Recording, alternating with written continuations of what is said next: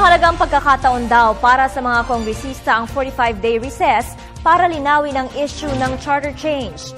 Ito ay para maipaliwanag sa kanilang constituents ang kahalagahan nito para sa mga distrito at ganoon din sa buong bansa. Balitaan mo kami, Emil Carion. 45 araw na bakasyon o recess ang nakatakda para sa mga kongresista.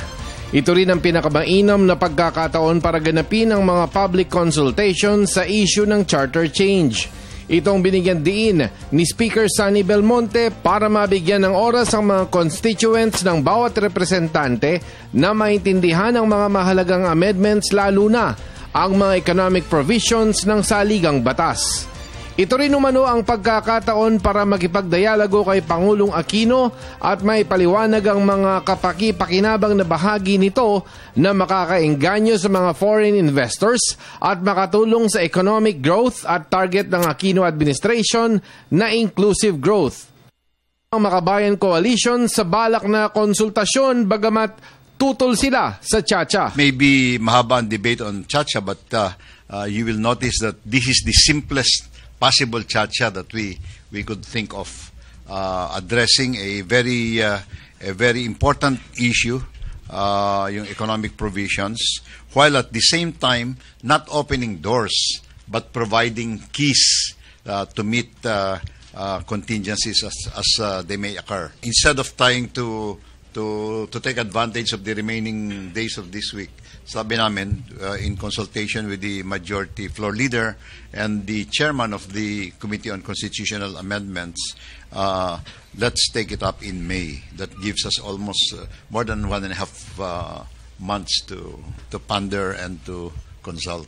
Gaya ng kanyang pinangako, hinarang ni Speaker Belmonte ang anumang tangka na baguhin ang mga term limits at ang form of government. Ito ang mga lumutang taong 1995 sa panahon ni FVR at ni PGMA taong 2007. No, iba na ang climate, perhaps because of the trust that they repose on the speaker, of course, dahil kasi being the principal author of House Resolution number 1, nakikita siguro nila in him na talaga, na wala talagang political provisions dito but economic provisions lang.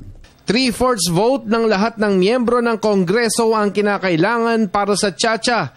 238 na miyembro ay tapat kay Speaker Belmonte.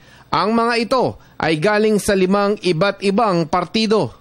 Land ownership para sa mga dayuhan ang pinakakontrobersyal na issue. Mahalaga ito para sa mga probinsya na nangangailangan ng pondo para mapalago ang kanilang lugar.